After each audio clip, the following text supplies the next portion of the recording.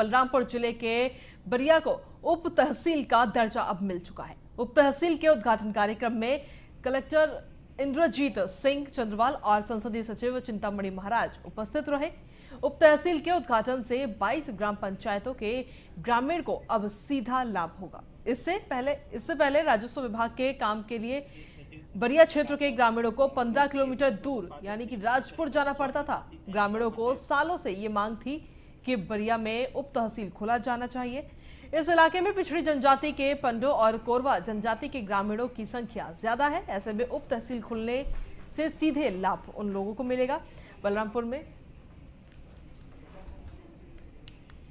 आपको बता दें कि इंद्रजीत सिंह चंद्रवाल और संसदीय सचिव चिंतामणि महाराज ने यहां पहुंच करके उप तहसील के खोले जाने के बाद ग्रामीणों को बधाइयां भी दी हैं।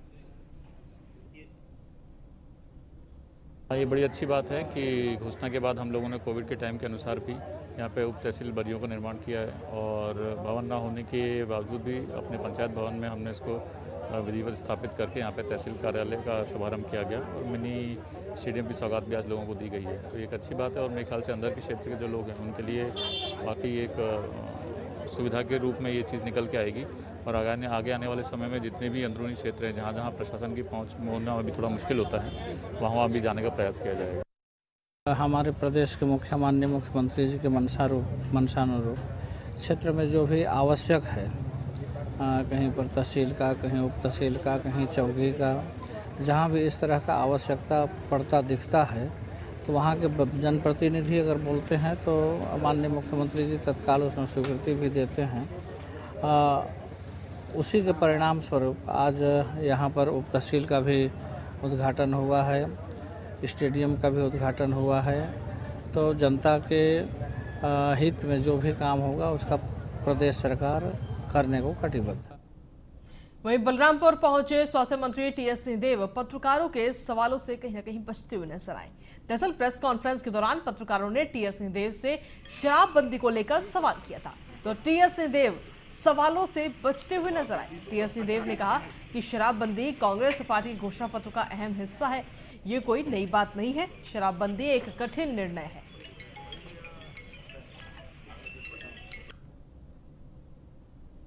कुछ आप लोग के सवाल ऐसे टाइट होते हैं कि बचना पड़ता है। कठिन सवाल होते हैं तो अक्सर डक भी करना पड़ता है। जो शराबबंदी है ये कांग्रेस पार्टी के घोषणा पत्र का एक हिस्सा है, ये लिपिबद्ध है, ये कहीं कोई ऐसी बात नहीं है कि नई बात है। वहीं 4 लेन सड़क निर्माण में लगी डीबीएल कंपनी के चेतमा प्लांट में बड़ा हादसा हो गया। गिट्टी लोड ट्रेलर की चपेट में आकर 2 ग्रामीणों की मौके पर ही मौत हो गई। हादसे की जानकारी परिजनों को दी गई, जिसके बाद आक्रोशित परिजनों और ग्रामीणों ने निर्माणाधीन कंपनी के अंदर घुसकर ट्रेलर को आग के हवाले कर दिया और मुआवजे की मांग को लेकर प्लांट के मेन गेट पर को ही घेर कर बैठ गए। मौके पर पहुंची पुलिस ने स्थिति को मामले की जांच में फिलहाल जुट गई है। सुबह पता चली है रात को कांड हुआ है, हमें तो कुछ खबर ही नहीं थी। सुबह जाके देखें तो वहाँ पड़ा कपड़ा उनका मिला है, जूता फेंकाया फिर से। डीबीएल में वो लोग काम करते थे, नाइट में एचएफ प्लांट में काम करते थे वो लोग, डंपर डाला खोलते थे। मौत हुई क्या बता रहे हैं प्रबंधन के? अब सर हमें क्या पता वो कैसे मौत हुई, हमें तो कुछ बताया नहीं, हमने कुछ ने देखा ही नहीं है। सुबह से हमें कोई खबर नहीं है रात के कितने बजे कांड हुआ है, हमें कोई पता नहीं, जानकारी नहीं, हम क्या करें बताइए। लाश कहाँ रखी हुई है? लाश हमें पता ही नहीं है, बोल रहे हैं पाली हॉस्पिटल में ले गए थे जब जो लोग जीवित थे, अब पता नहीं वो जीवित थे कि हमारे भाई का जो भी हुआ है कांड बिना बताए, पुलिस वाले सब लोग जानते हैं पुलिस वाले, फिर भी हम लोग को खबर नहीं है, जबकि सामने घर है और लाश को ले गए और लाश को हमें इंसाफ चाहिए। और डीबीएल पूरा लापरवाही है, पूरा सर डीबीएल पूरा लापरवाही है। क्या घटना हुआ था, कैसे हुई मौत, कुछ पता चला है, जानकारी हुई? हाँ सुबह पता चला है सर, बताने में इधर उधर में, और सारा सबको पता है उन लोग को। दो बच्चे का भाई का मौत हो गया है बिना बताए इसको कैसे ले गए हमें बिना बताए। हमें डीबीएल के सामने में घर है तो बताना चाहिए ना सर। लापरवाही मानते हैं जो दुर्घटना, डीबीएल को मानते हैं हम सर। सेफ्टी के सामान यूज करते हैं लोग? नहीं करते तभी तो ऐसा हुआ ना सर, नहीं करते हैं तभी ना हुआ। क्या चाहते हैं आप इस कंपनी को लेकर? ये कंपनी हट जाए यहाँ से, और कुछ नहीं, हम कंपनी हट जाए, हमें इंसाफ चाहिए हमारे भाई का। रात में डीबीएल कैंप जो NH 130 बन रही है अपनी बगदेवा से कटघोरा तक की, उसका कैंप है डीबीएल कंपनी का, उसको जो बना रहा है कंस्ट्रक्शन साइट चैतमा में। वहाँ पे 2 मजदूरों को एक ट्रेलर जो है रौंद दिया था। उसकी घटना हुई है करीबन 2:30 बजे। दोनों को घायल होने पर तत्काल जो है वहाँ उनको पहुँचाया गया CHC पाली जो 108 के माध्यम से, और वहाँ पे डॉक्टरों द्वारा बताया गया कि वो उनकी मृत्यु हो गई।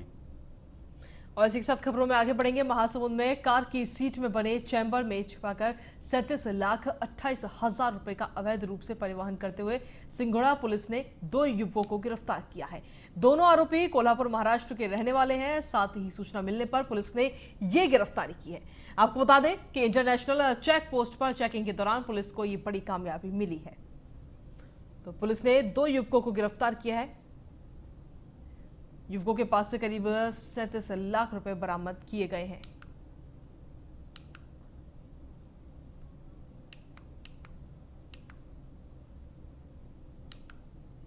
तो महासमुंद की खबर आपको बता रहे हैं इस वक्त।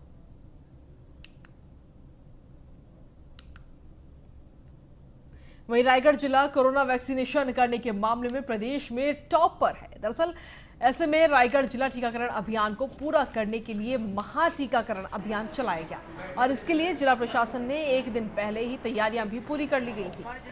महाटीकाकरण अभियान के लिए जिले में 1 दिन में 90,000 से ज्यादा लोगों को टीकाकरण लगाने का टारगेट बनाया गया था। रायगढ़ कलेक्टर भीम सिंह ने 1,25,183 से ज्यादा लोगों कई सारे लोगों को वैक्सीनेशन भी कराया, जिसके लिए जिले में 1,000 टीकाकरण सेंटर बनाए गए।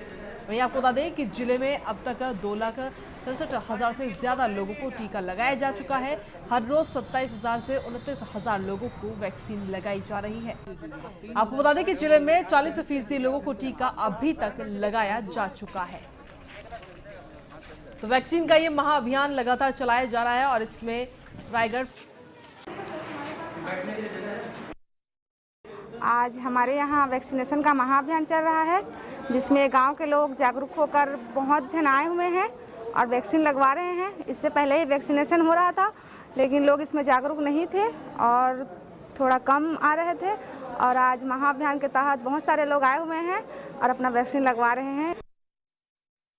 रायगढ़ जिले में हम कल यानी शनिवार को एक हम टारगेट बना कर रख रहे हैं। लगभग 90,000 लोगों का वैक्सीनेशन करने का प्लान है हमारे ज़िले में, और उसी के लिए पूरी तैयारी चल रही है। सभी कलेक्टर सर और सीओ साहब के मार्गदर्शन में पूरा काम चल रहा है, और ज़िले के जितने विभाग प्रमुख हैं सबकी ड्यूटी लगाई गई है, और लगभग हम लोग 1,000 वैक्सीनेशन सेंटर बनाए हुए हैं, जिसमें वैक्सीनेटर प्लस वेरीफायर का चिन्हित कर लिया गया है। उनकी ट्रेनिंग हो गई है, वैक्सीन की उपलब्धता हमारे यहाँ हो गई है, और हम 25,000 30,000 तो पर डे कर ही रहे थे वैक्सीनेशन, लेकिन ये हुआ कि एक बार भिड़ के सभी लोग अधिक से अधिक करके लोगों को दिखाएं, जिससे अन्य ज़िलों में भी लोगों को प्रेरित हों और लोग अन्य ज़िलों में भी अच्छे से वैक्सीन लगवाने की जो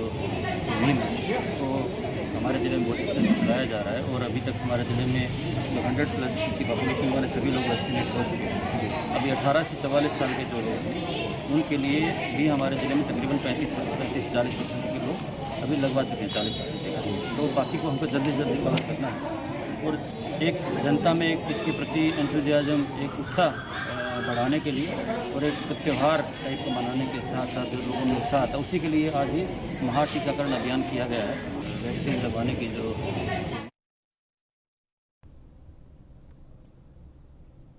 और वहीं बात करेंगे अब कोरबा जिले की, जहां पर कोरबा जिले के दीपका नगर पालिका में टेंडर प्रक्रिया और उसके बंटवारे के सवाल को लेकर कांग्रेस और बीजेपी समर्थक के बीच जमकर बवाल हुआ। इस बीच पालिका अध्यक्ष संतोषी दीवान के पति जगदीश सिंह ने नेता प्रतिपक्ष अनूप यादव को तमाचा भी जड़ दिया। दरअसल इसके बाद मौके पर पहुंचे दोनों पक्ष के समर्थकों के बीच जमकर लात घूंसे चले और मामला थाने तक जा पहुंचा।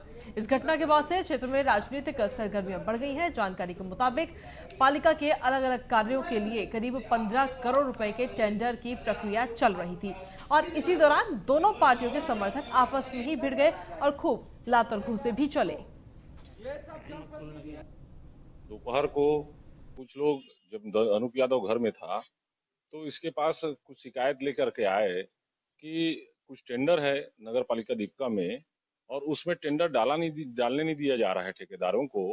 और गेट में जो वहाँ के अध्यक्ष हैं उनके पति जो हैं वो गेट में रोक करके खड़े हुए हैं और कुछ बाहरी लोग जो छत्तीसगढ़ के निवासी भी नहीं हैं और कुछ गुंडा तत्व टाइप से लग रहे हैं, ऐसे के लोगों को बुला करके वहाँ टेंडर में और लगातार इससे पहले भी उनके खिलाफ दादागिरी का और एक फॉरेस्ट कर्मचारी के ऊपर, महिला कर्मचारी के ऊपर मारपीट का आरोप पहले भी लग चुका है। दोपहर दीपका नगर पालिका के जो अध्यक्ष हैं उनके पति जगदीश सिंह जी और उनके साथ अन्य 15 लोग नगर पालिका में तैनाती थे। पता नहीं किस मनसे से वो लोग बैठे हुए थे, कुर्सी लगाकर नगर पालिका में सामने बैठे हुए थे। जैसे मैं नगर पालिका के गेट में प्रवेश किया और मेरे साथ ठेकेदार जिनका टेंडर नहीं काट रहे थे वो भी साथ में गए थे, और जैसे ही मैंने नगर पालिका गेट एंटर किया और उसके बाद उन्होंने मेरे को रोक दिया। मैंने पूछा कि आप मेरे को क्यों नगर पालिका में आने से रोके? मैं तो दीपका नगर पालिका का जनप्रतिनिधि हूँ, मैं नेता प्रति। और इसी के साथ फिलहाल मेरे साथ इस बुलेटिन में इतना ही। बाकी तमाम खबरों के लिए आप लगातार बने रहिए न्यूज़ 1 इंडिया के साथ। नमस्कार।